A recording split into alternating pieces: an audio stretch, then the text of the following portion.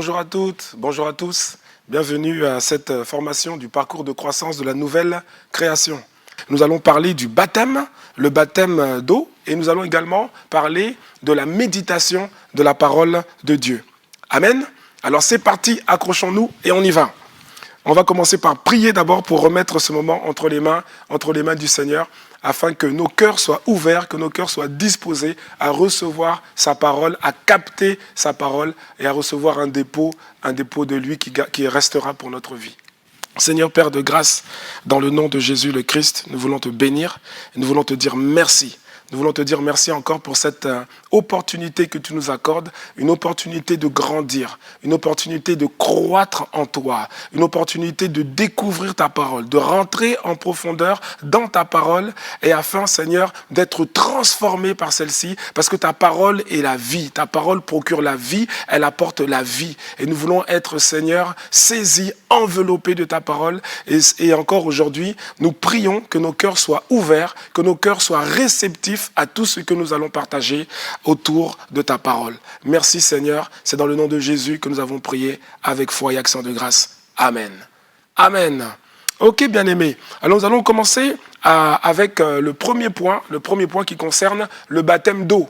Et nous allons ouvrir nos Bibles dans le livre de Marc chapitre 16, versets 15 à 16. Et ce sont des paroles de Jésus, les paroles du Seigneur lui-même, juste avant de laisser physiquement ses disciples. Il leur donne une parole forte, une parole qui résume tout ce qu'il attend d'eux par la suite. Et il dit ceci, au verset 15, Marc chapitre 16, verset 15, il dit « Allez par tout le monde, allez par tout le monde et prêchez la bonne nouvelle à toute la création. » Au verset 16, il dit « Celui qui croira et qui sera baptisé sera sauvé. Mais celui qui ne croira pas sera condamné. » Que quelqu'un dise amen à ça. Alléluia. Alors bien aimé, d'où vient le baptême? Ici, Jésus est en train de parler du baptême. Il parle de fait de croire et le fait d'être baptisé. Il dit, celui qui croira et qui sera baptisé sera sauvé, mais celui qui ne croira pas sera condamné. Alors, d'où vient le baptême? Bien aimé, le baptême c'est Jean-Baptiste dans la Bible qui initie le baptême. Mais plus tard, Jésus confirme l'importance du baptême, bien qu'il annonce également un autre baptême encore plus important, à savoir le baptême du Saint-Esprit. Mais en parlant du baptême d'eau, il est dit ici dans Actes chapitre 19, versets 3 à 6, il dit « De quel baptême avez-vous donc été baptisés ?» Et ils répondirent « Du baptême de Jean. » Alors Paul dit « Jean a baptisé du baptême de repentance, disant au peuple de croire en celui qui venait après lui, c'est-à-dire en Jésus. Sur ces paroles, ils furent baptisés au nom du Seigneur Jésus. Lorsque Paul leur eut imposé les mains, le Saint-Esprit vint sur eux et ils parlaient en langue et prophétisaient. Amen. Alléluia. Alors ici, on est en train de montrer quelque chose. On est en train de nous expliquer que Paul annonce, il annonce l'importance, il parle de l'importance du baptême. Il annonce la bonne nouvelle, il parle de l'importance du baptême et les frères et les sœurs qui l'écoutaient, après avoir compris l'importance du baptême, on dit tout de suite qu'ils se sont fait baptiser. Il n'y a pas eu beaucoup de temps qui s'est écoulé entre le moment où ils ont entendu Paul et le moment où ils ont été baptisés. Cela coupe court à toute excuse du genre « je ne suis pas prêt encore pour me faire baptiser, j'attends encore un peu, j'attends encore d'arranger ma vie, j'attends encore ceci, cela ». Non, le baptême est une institution divine, Jésus l'a établie et nous devons nous faire baptiser. Quelle est la signification du baptême? Est-ce que c'est important de comprendre que le baptême, c'est pas quelque chose d'anodin. Le baptême est très important. Le baptême d'eau est très important. Et qu'est-ce que c'est? Alors, il y a plusieurs personnes qui parlent dans plusieurs, vous voyez, il y a plusieurs courants religieux qui parlent de baptême, mais nous, ce que nous voulons, c'est pas inventer des choses. Ce que nous voulons, c'est comprendre ce que Dieu dit dans la Bible par rapport au baptême. Quelle est son importance? Quelle est sa symbolique? Quelle est sa signification? Alors, en vérité, bien-aimés, comprenons que le baptême, c'est plusieurs choses. D'abord, le baptême, c'est un acte. C'est un acte qui a une réelle valeur spirituelle. Le baptême est spirituel. Lorsqu'on passe par les eaux du baptême, c'est un acte spirituel. C'est plus qu'un simple symbole.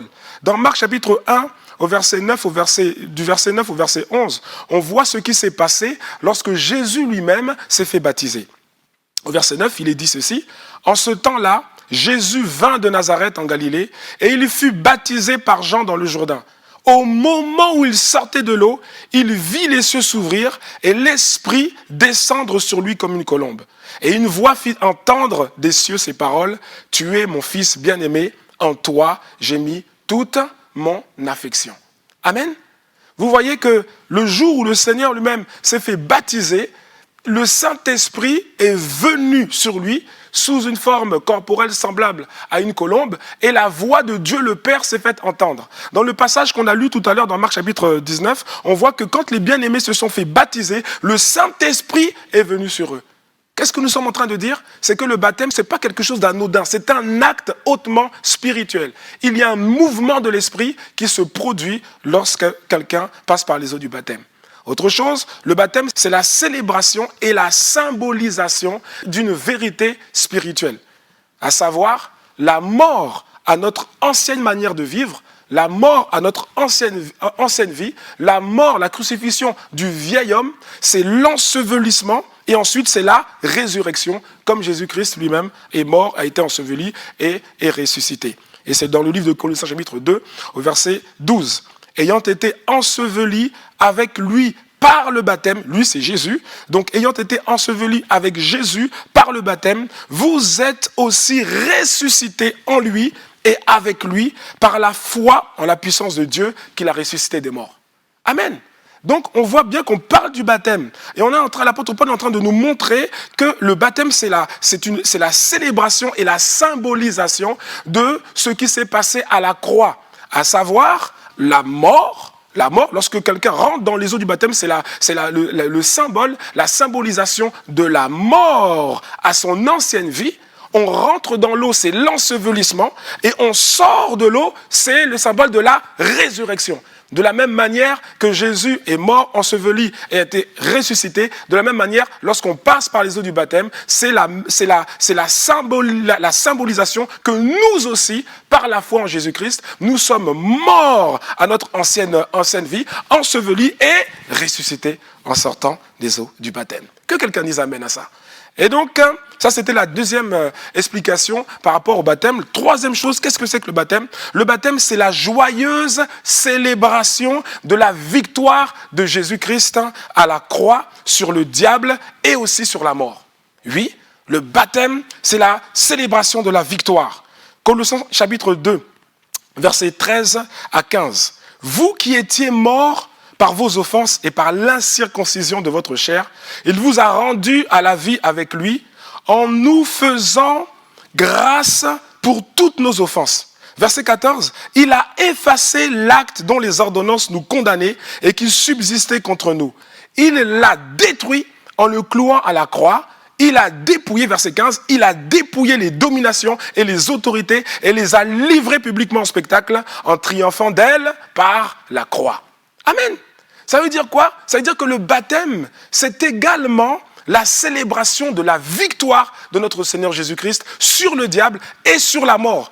Il a dépouillé le diable, il a vaincu le diable, il a livré les puissances des ténèbres, il les a livrées en public, il les a livrées en pâture. Donc lorsqu'on se fait baptiser, lorsqu'on passe par les eaux du baptême, on célèbre également la victoire de Christ à la croix. Et le baptême, c'est pas seulement ça.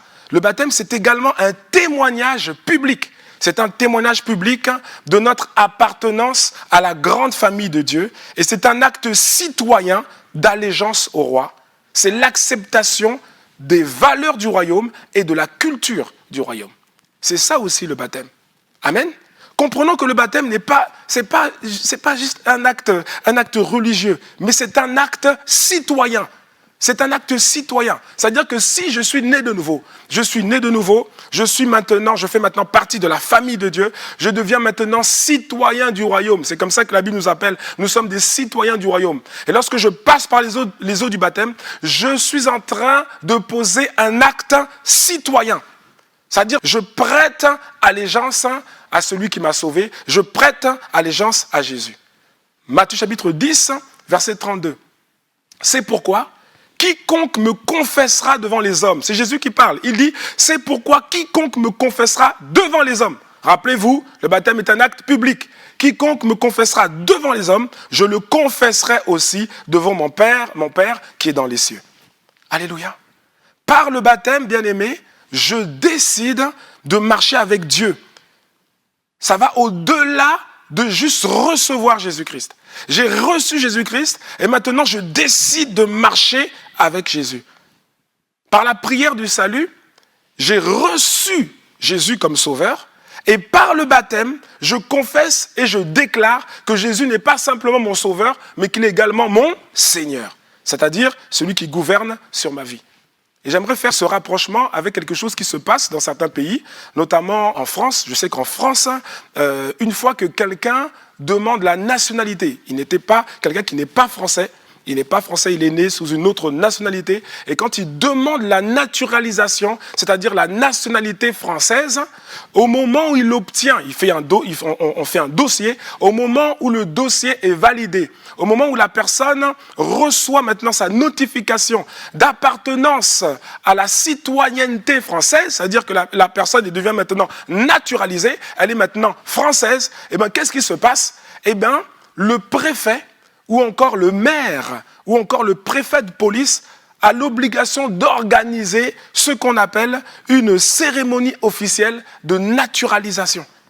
Et donc, en fait, qu'est-ce qui se passe? Vous avez quelqu'un qui est citoyen, qui est naturalisé, et ça ne suffit pas, on dit que cette personne, bien qu'elle soit maintenant notée comme maintenant de nationalité française, il faut qu'elle passe maintenant par une cérémonie, un cérémonial officiel où elle va confirmer l'acquisition de la nationalité française. Et lors de cette cérémonie, la charte des droits et des devoirs du citoyen français va être remis à cette personne. Qu'elle soit consciente que le fait qu'elle ait été naturalisée, c'est pas juste, c'est pas un acte anodin. La personne a été naturalisée et maintenant on lui remet la charte des droits du citoyen français et des devoirs du citoyen français. Eh bien, imaginez le baptême, c'est la même idée. C'est-à-dire que tu es né de nouveau, tu as reçu Jésus-Christ comme Seigneur et Sauveur, et maintenant, tu vas faire publiquement, à travers une cérémonie publique qu'on appelle le baptême d'eau, eh bien, tu vas maintenant confesser Jésus comme ton sauveur et comme ton Seigneur, et tu vas accepter, tu vas t'engager à marcher selon les valeurs du royaume et selon la culture du royaume. Quelqu'un me suit, n'est-ce pas? Le baptême, nous continuons, le baptême, c'est également l'engagement solennel d'une bonne conscience devant Dieu. 1 Pierre chapitre 3, verset 21, l'apôtre Pierre nous explique ceci, il dit « Cette eau était une figure du baptême qui n'est pas la purification des souillures du corps, mais c'est l'engagement d'une bonne conscience envers Dieu. » Voilà, le baptême, c'est un engagement. Le baptême, ce n'est pas un jeu. Passer par les eaux du baptême, ce n'est pas quelque chose de folklorique. C'est quelque chose de spirituel, on l'a dit, et c'est un engagement. C'est l'engagement d'une bonne conscience envers Dieu. Je m'engage à marcher selon les principes, selon les valeurs et avec la culture du royaume.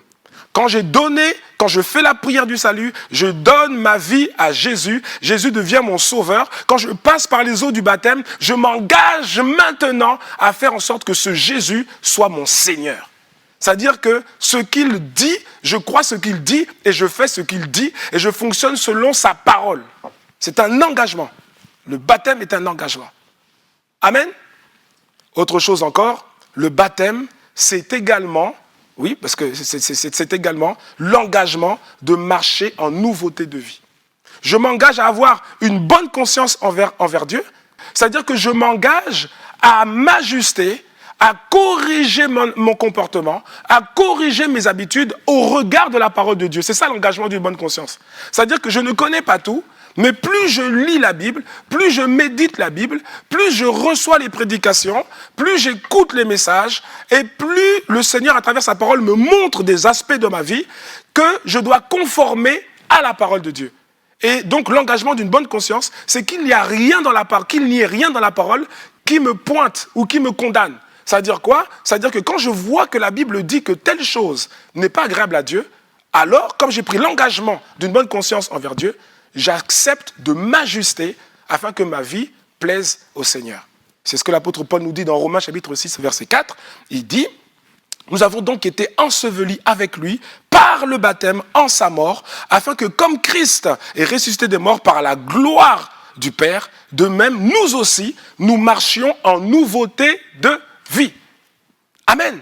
Ça veut dire que si tu étais un chrétien qui avait un pied dedans et un pied dehors, un chrétien qui vivait une vie un peu ambiguë, quand tu passes par les eaux du baptême, tu t'engages à marcher droit dans le merveilleux chemin que le Seigneur a préparé pour ta vie.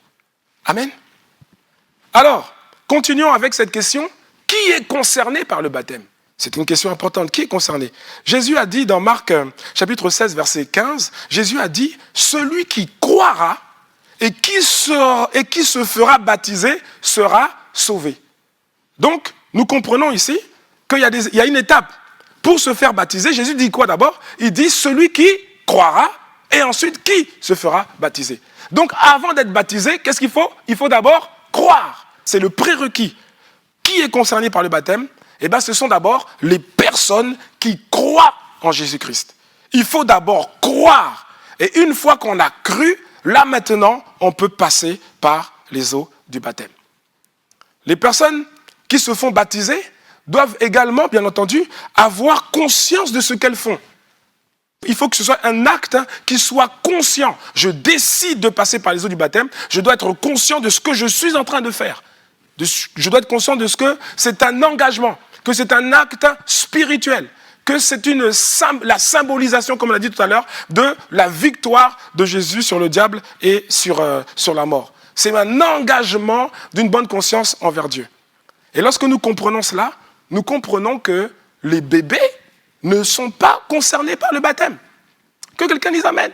Les bébés ne sont pas concernés par le baptême. Pourquoi? Parce que le baptême concerne des personnes qui sont conscientes, qui ont reçu, qui ont cru en Jésus-Christ. Comment voulez-vous qu'un bébé croie en Jésus-Christ? Le bébé, lui, il croit au sein maternel, il croit au biberon, il croit pas. Il est trop petit pour croire en Jésus-Christ. Eh ben oui. Et regardez dans la Bible, à aucun moment, vous pouvez parcourir toute la Bible, à aucun moment dans la Bible, vous verrez qu'on baptise un bébé. Non, on ne baptise pas un bébé. Pour se faire baptiser, il faut croire et il faut décider de passer par les eaux du baptême.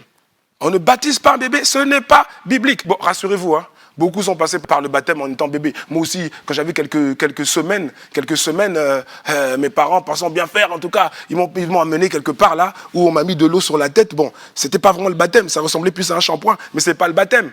Parce que le vrai baptême, c'est le baptême dont il est question dans la Bible. Alors, concernant les bébés, qu'est-ce qui est biblique? Concernant les bébés, ce qui est biblique, c'est la présentation. On ne baptise pas un bébé, mais on peut présenter un bébé au temple. On peut présenter un bébé devant le Seigneur. Ça, c'est biblique. Que quelqu'un dise Amen. Alléluia. Alors, pourquoi est-ce important de se faire baptiser? C'est encore une autre question. Pourquoi? Eh bien, parce que se faire baptiser, c'est un acte d'obéissance à Dieu. C'est un acte d'obéissance. Jésus a dit dans Jean 14, verset 15, il a dit « Si vous m'aimez, alors gardez mes commandements ». Et nous savons que le baptême, c'est également une institution qui a été établie par Dieu. C'est Dieu qui a établi le baptême. Jésus a demandé expressément qu'on se fasse baptiser. Matthieu chapitre 28, verset 19. « Allez, faites de toutes les nations des disciples, les baptisant au nom du Père, du Fils et du Saint-Esprit. » Donc c'est une recommandation expresse de Jésus. Lui-même, de Dieu le Fils. Pourquoi est-ce important de se faire baptiser?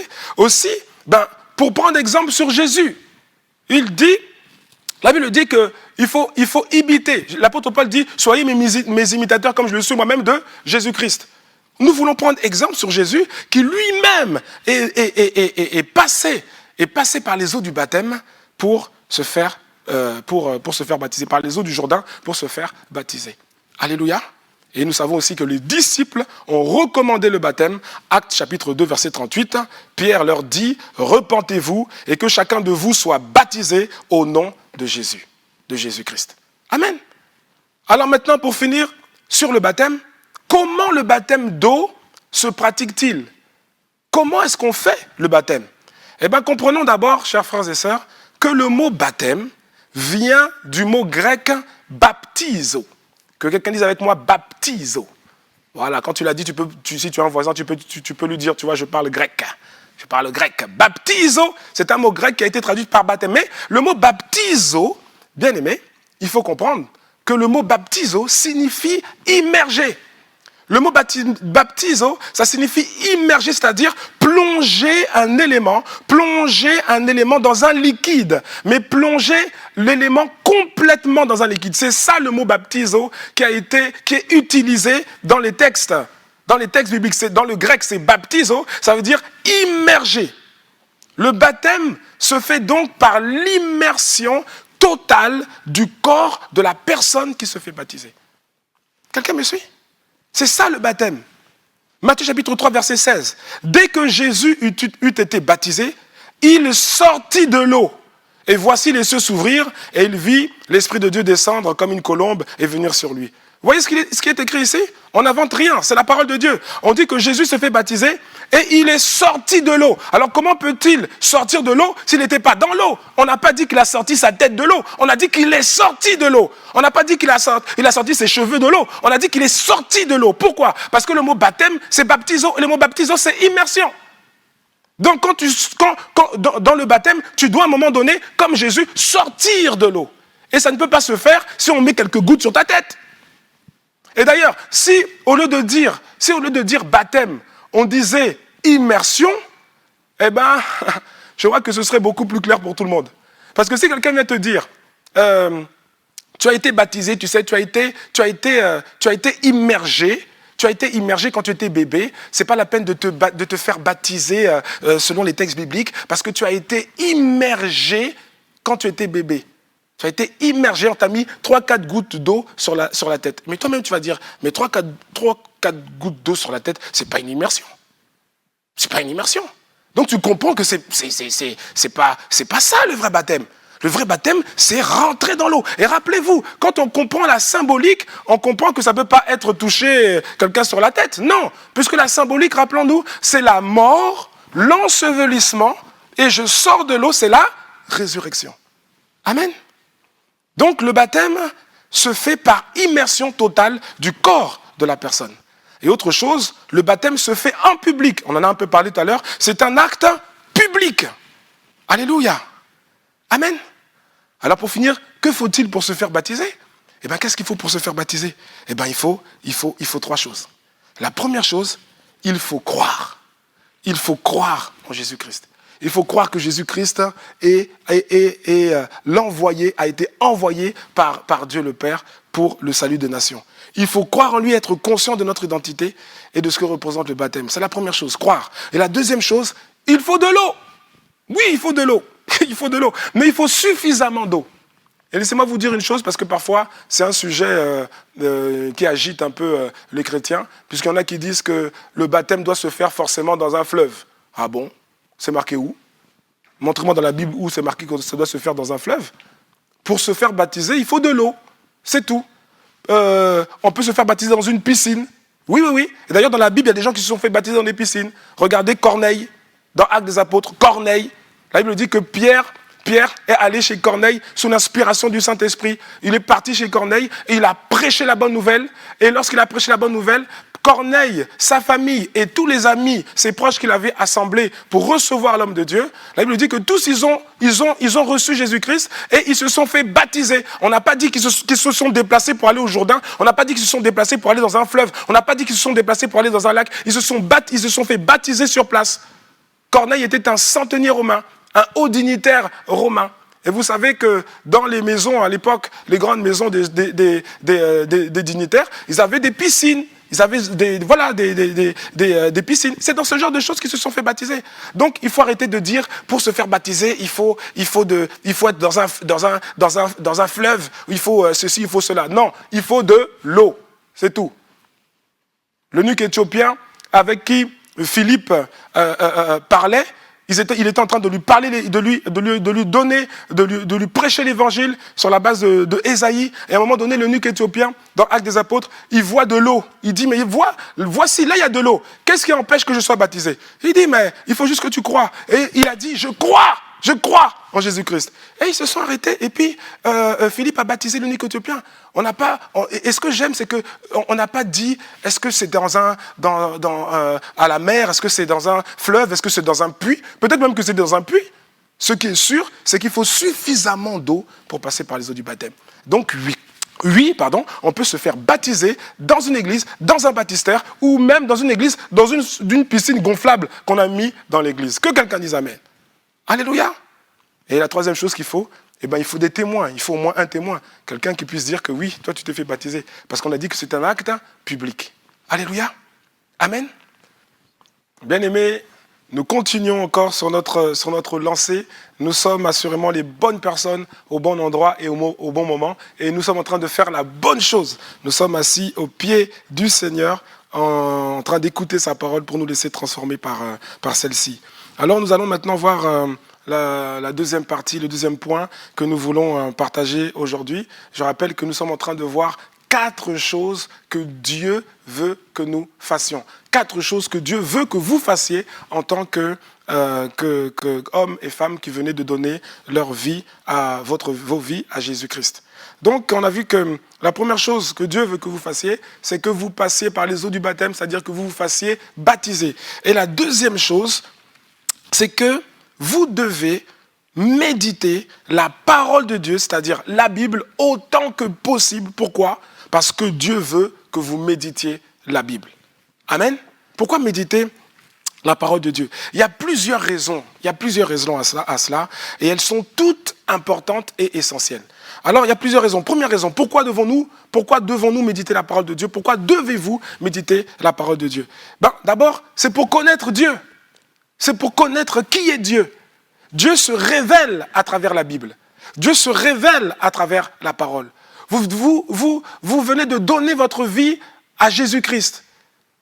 Il a frappé à la porte de vos cœurs, vous avez ouvert cette porte et vous avez laissé rentrer Jésus-Christ. Et Dieu est rentré en vous, le Saint-Esprit est rentré en vous. Et maintenant, ce que Dieu attend de vous, c'est que vous méditiez la parole de Dieu. Première raison, pour connaître qui est Dieu. Parce que la Bible révèle qui est Dieu. Dans Jean chapitre 1, au verset 1, il est dit: au commencement était la parole, et la parole était avec Dieu, et la parole était Dieu. Et la parole était Dieu. La Bible, c'est la parole de Dieu qui a été révélée. Donc plus vous lisez la Bible, plus vous méditez la Bible, et plus vous allez connaître qui est Dieu. Plus vous allez connaître, plus vous allez capter le cœur de Dieu, plus vous allez capter la pensée de Dieu. C'est la première raison pour laquelle nous devons lire et méditer la Bible. Autre chose, c'est pour connaître la volonté de Dieu. Connaître Dieu et aussi connaître la volonté de Dieu. L'apôtre Paul dit dans Romains au chapitre 12 au verset 2, il dit: ne vous conformez pas au siècle présent, mais soyez transformés par le renouvellement de l'intelligence, afin que vous discerniez quelle est la volonté de Dieu, ce qui est bon, agréable et parfait. Amen. Donc, le renouvellement de notre intelligence, il se fait comment? Il se fait à travers la parole de Dieu. Et donc, cette parole va nous amener à comprendre, à discerner quelle est la volonté de Dieu. Amen. C'est pour ça que nous devons méditer la parole. Et nous devons aussi méditer la parole, pourquoi? Pour penser comme Dieu. Parce que plus on médite, plus on capte le cœur de Dieu, plus on comprend la volonté de Dieu, et plus aussi on commence à penser comme Dieu, à penser selon les schémas de Dieu. Pourquoi devez-vous méditer la parole de Dieu, la Bible? C'est aussi pour connaître la vérité. Parce que la Bible parle de la vérité. D'ailleurs, la Bible, c'est la vérité. C'est pour connaître la vérité. Pour ne pas être embrouillé par toutes sortes de choses, par toutes sortes de courants, de fausses doctrines et tout ça. Non, pour connaître la vérité, il faut méditer la parole de Dieu. C'est une autre raison. Alléluia. Parce que l'apôtre Paul dit à son disciple Timothée, dans 1 Timothée chapitre 2, verset 4, il dit que Dieu veut que tous les hommes soient sauvés, et c'est ce que vous êtes si vous avez fait la prière du salut, mais il dit que Dieu veut que tous les hommes soient sauvés, et aussi qu'ils parviennent à la connaissance de la vérité. Et comment on parvient à la connaissance de la vérité? C'est en méditant la parole de Dieu. Pourquoi méditer? C'est aussi pour grandir en Christ, pour grandir. Si vous avez donné votre vie au Seigneur et que vous ne méditez pas la Bible, vous ne lisez pas la Bible, vous allez être freiné dans votre croissance naturelle, normale plutôt, en tant que croissance spirituelle, en tant que chrétien. 1 Corinthiens chapitre 3, verset 9, l'apôtre Paul dit que nous sommes ouvriers avec Dieu. Il dit, vous êtes le champ de Dieu, vous êtes l'édifice de Dieu. Dieu veut bâtir votre vie. Et cette vie sera bâtie sur la base de la parole, sur la base de la Bible. Amen. Pourquoi devez-vous méditer la parole de Dieu? Pourquoi est-ce que Dieu vous demande de méditer sa parole? C'est pour devenir un meilleur chrétien, un meilleur disciple. Un meilleur disciple. Dans 2 Timothée 3, versets 16 à 17, il est dit, toute écriture est inspirée de Dieu et utile pour enseigner, pour convaincre, pour corriger, pour instruire dans la justice. Verset 17, afin que l'homme de Dieu soit accompli et propre à toutes bonnes œuvres. Dieu veut que vous soyez accomplis. Dieu vous a sauvés par son Fils Jésus-Christ. Maintenant, il veut vous faire grandir à travers sa parole pour que vous deveniez des hommes et des femmes affermis, des hommes et des femmes accomplis, des hommes et des femmes solides à la stature, à la dimension de la stature de Christ. Pourquoi devons-nous méditer la parole? C'est également pour découvrir à travers la Bible les clés divines, les principes de Dieu pour notre vie. Parce que tout ce dont nous avons besoin ici-bas, pour vivre une vie épanouie, une vie productive en Christ, tout est décrit dans la parole. Dans Deutéronome chapitre 28, verset 1, il est dit « Si tu obéis à la voix de l'Éternel ton Dieu, en observant et en mettant en pratique tous ces commandements que je te prescris aujourd'hui, l'Éternel ton Dieu te donnera la supériorité sur toutes les nations de la terre. » Si tu fais quoi? Si tu obéis à la voix de Dieu. Comment? En observant et en mettant en pratique tous ces commandements. Amen. Pourquoi devez-vous méditer la parole de Dieu? C'est également pour renouveler, on l'a dit un peu tout à l'heure, pour renouveler votre intelligence. Romains 12, verset 2. Ne vous conformez pas au siècle présent, mais soyez transformés. Transformés par le renouvellement de l'intelligence, afin que vous discerniez quelle est la volonté de Dieu. Pourquoi devons-nous méditer la parole de Dieu? Pourquoi devez-vous le faire? C'est également pour augmenter votre foi.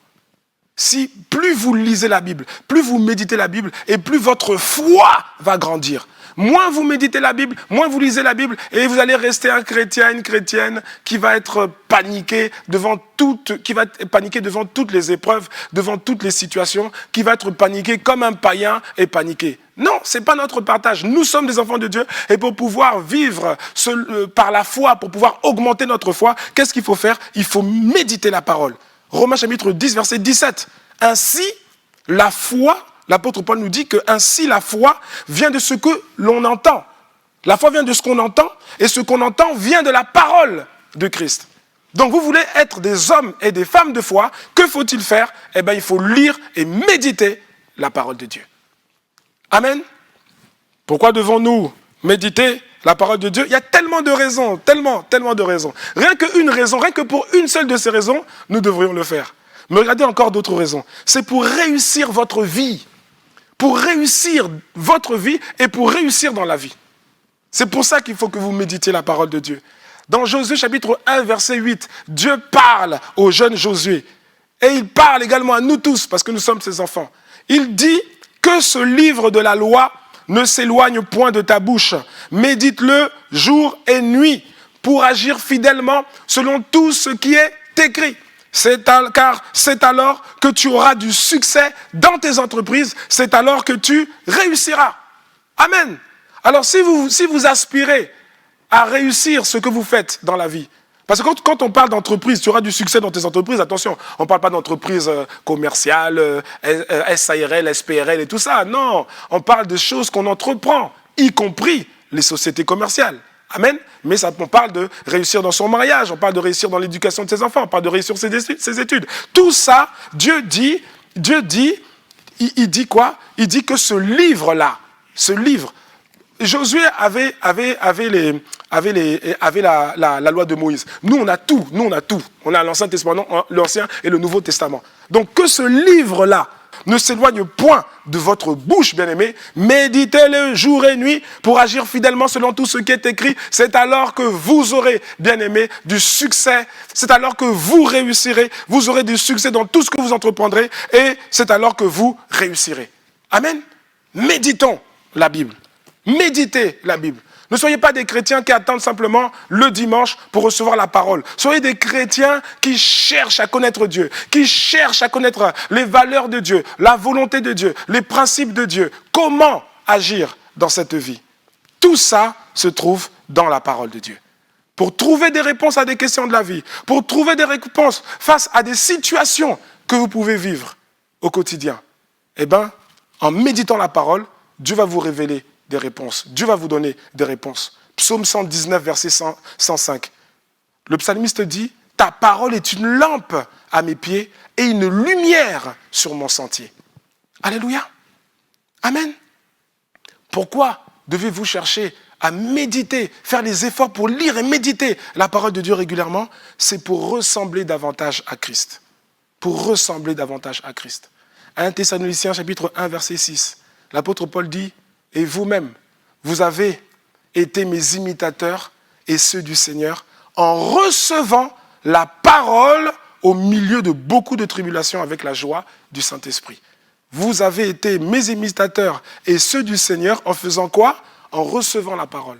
C'est-à-dire que lorsque l'on reçoit la parole, on médite, on lit la Bible, eh bien, on médite la Bible et on pratique la Bible, eh bien, on ressemble à Christ. Et ce serait merveilleux que tous les chrétiens du monde ressemblent à Christ, manifestent Christ, l'espérance de la gloire dans l'environnement où Dieu les a placés. Alléluia. Et encore autre chose très importante, pourquoi méditer la parole de Dieu? Eh bien, pour résister au diable, pour résister aux tentateurs, pour faire face aux tentations qui ne manqueront pas chaque jour de venir devant nous. C'est comme Jésus dans le désert. Dans Matthieu chapitre 4, du verset 1 au verset 11, vous allez voir comment Jésus, après avoir été au Jourdain pour se faire baptiser, le Saint-Esprit l'a poussé vers le désert, et au désert, il a fait donc 40 jours de jeûne et de prière, et la Bible explique que le diable est venu le tenter, le tentateur a essayé de le tenter, et à plusieurs reprises, et à chaque fois, Jésus a tenu bon face à la tentation. Et comment il a tenu bon? Il a tenu bon parce qu'il pouvait répondre. Il est écrit. Il est écrit. Lisez. Matthieu chapitre 4, verset 1 à 11. Le tentateur vient et puis il dit, mais si tu as... Parce que la Bible dit qu'après Jésus a eu faim. Donc le tentateur vient pour dire, mais si tu as faim, tu es véritablement le Fils de Dieu, alors parle à ces pierres et qu'elles se transforment en nourriture, en pain que tu pourras manger. Est-ce que pour manger, dans les lois divines, pour manger, il faut que tu menaces une pierre, transforme-toi en Big Mac pour manger, transforme-toi en poulet DG, transforme-toi en frites? Ça, c'est dans la Bible. Jésus a répondu, il est écrit. Il est écrit. L'homme ne se nourrira pas de pain seulement, mais de toute parole qui sort de la bouche de Dieu. Ah! Et Satan était épaté. Et Jésus a répondu à la tentation par la parole. Et ensuite, Satan revient encore. La Bible dit, il transporte le Seigneur dans la ville sainte, en haut du temple. Et puis il dit, si tu es le Fils de Dieu, alors saute du haut du temple. Parce qu'il est écrit. Lui aussi, Satan, il dit, il est écrit. Et, tu vois, le diable, vous voyez, le diable, lui aussi, il connaît la parole. Donc tu dois connaître la parole plus que lui, sinon il va t'embrouiller. C'est pour ça qu'il faut méditer. Il est écrit, si tu sautes, il enverra ses anges pour que ton pied ne heurte pas contre le sol. Et là, Jésus répond. Il répond, parce qu'il maîtrisait la parole. Il est lui-même la parole. Il maîtrisait la parole. Et toi et moi, on doit maîtriser la parole aussi. Il dit, il est écrit, tu ne tenteras pas l'Éternel, ton Dieu. Alléluia. Amen. Donc, qu'est-ce que j'essaie de dire? J'essaie de dire que c'est capital pour vous, mes frères, pour vous, mes sœurs, pour nous tous, tous les chrétiens. C'est capital pour nous de méditer la parole. Pourquoi? Parce qu'en méditant la parole, on saura dire, il est écrit, et on sera plus fort face à toute forme de tentation. Amen. Pour terminer, pourquoi devez-vous méditer la parole de Dieu, la Bible? C'est pour savoir comment réagir ou comment agir dans certaines situations de la vie. Alléluia. Le même verset qu'on a lu tout à l'heure, Psaume 119, verset 105. Ta parole est une lampe à mes pieds, une lumière sur mon sentier. Donc, en lisant et en méditant la Bible, face à certaines situations de la vie, on saura comment agir, on saura comment réagir, et on ne réagira pas comme les païens, on ne réagira pas comme les personnes qui n'ont pas d'espérance. Amen. Alors, comment méditer la parole de Dieu? Parce qu'il faut quand même donner quelques éléments. Comment méditer la parole de Dieu? Je vais juste donner quelques éléments pour terminer, mais il faut savoir que dans les prochains cours, les prochaines formations, il y a tout un volet sur méditer la parole, pourquoi et comment méditer la parole. Donc on reviendra dessus à travers le parcours de croissance de la nouvelle création.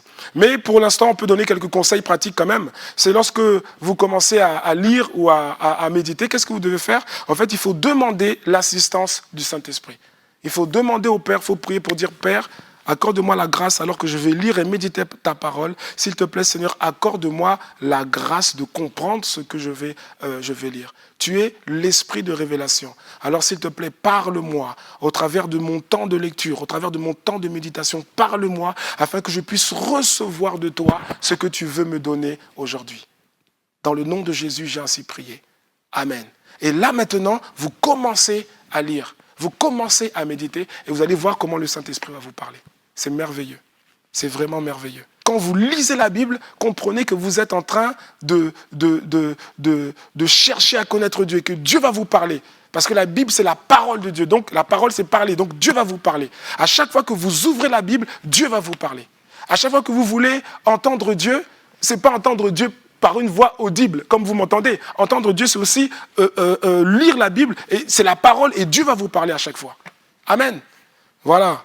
Après, bon, vous trouverez, il y a plusieurs méthodes. Il y en a qui ont fait la Bible en un an, 365 jours, parcours biblique de plusieurs minutes par jour. Bon, tout ça, c'est très bien.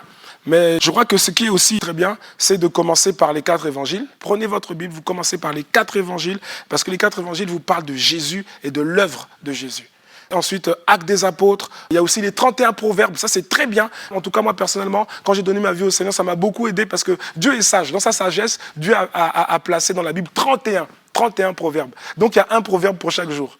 Donc, si on est le premier du mois, eh ben, vous pouvez méditer le matin ou méditer, c'est mieux le matin. Bon, en tout cas, le soir aussi, c'est pas mauvais, mais bon, vous méditez le premier chapitre de Proverbes. Si on est le 10 du mois, vous allez méditer le 10e chapitre de Proverbes. Et vous allez voir que vous allez beaucoup progresser en tant qu'enfant de Dieu. Parce que lorsqu'on lit les Proverbes, vous voyez, les Proverbes, c'est vraiment des textes qui sont simples. C'est vraiment des textes qui sont pratico-pratiques. C'est des textes du quotidien. Et si vous êtes sérieux dans cette discipline, vous allez voir comment votre vie chrétienne va s'ajuster, vous allez grandir, vous allez comprendre beaucoup de valeurs qui régissent la vie chrétienne et on va avoir des premiers fruits, un premier fruit qui va commencer à sortir de vos vies. Ah oui, je vous l'assure, si vous le faites. Ensuite, vous allez voir les épîtres, et puis les psaumes aussi, et puis ensuite tout le reste. Voilà. Ne commencez pas par Apocalypse, pardon, ne commencez pas par Apocalypse. Commencez par les évangiles. Amen. Terminons avec d'autres conseils pratiques. Quand vous lisez, ne lisez pas sans perspective. Qu'est-ce que je veux dire? C'est-à-dire que quand vous lisez, mettez des perspectives. C'est-à-dire, essayez de voir quel est le contexte des textes que je suis en train de lire. Mettez-vous à la place des personnages bibliques dont vous lisez l'histoire. Posez-vous des questions. Qu'auriez-vous fait naturellement à leur place? Qu'est-ce que les gens font naturellement lorsqu'on est dans ce type de contexte? Et regardez comment ils ont réagi. Regardez comment le Saint-Esprit les a conduits. Regardez comment Dieu les a conduits. Ça, c'est quelque chose qui va augmenter la qualité de votre temps de méditation. Et ensuite, posez-vous la question, mais qu'est-ce que ce texte met en lumière par rapport à votre vie, par rapport à vos habitudes actuelles? Et comment vous conformer, comment vous ajuster par rapport à la parole que Dieu vous donne dans la lecture que vous venez de faire? Comment changer, ajuster votre vie pour ça? Voilà. Posez-vous la question, quel est le message que le Saint-Esprit veut me communiquer? Comment est-ce que je vais me comporter la prochaine fois que je serai confronté à ce dont la Bible parle dans ce texte? Quand vous vous posez ces questions, en fait, vous allez donner une autre dimension à votre méditation. Alléluia. Voilà, bien-aimés. On va s'arrêter là pour cette vidéo. Elle était un peu longue, mais en même temps, le sujet ne s'aborde pas facilement, de manière très très courte.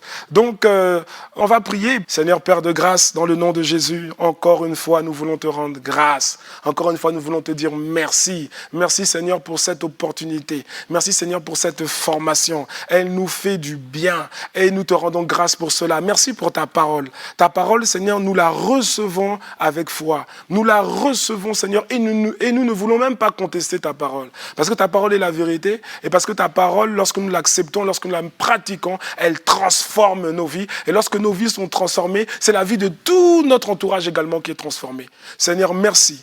Merci encore pour ces points que nous avons vus, et notamment ce point sur la méditation de ta parole. Nous te bénissons pour la suite et nous prions que tu fasses de nous des hommes et des femmes qui sont attachés à ta parole, qui aiment ta parole, qui sont versés dans les Écritures et qui s'ajustent en fonction des Écritures. Merci Père, dans le nom de Jésus, nous avons ainsi prié. Amen.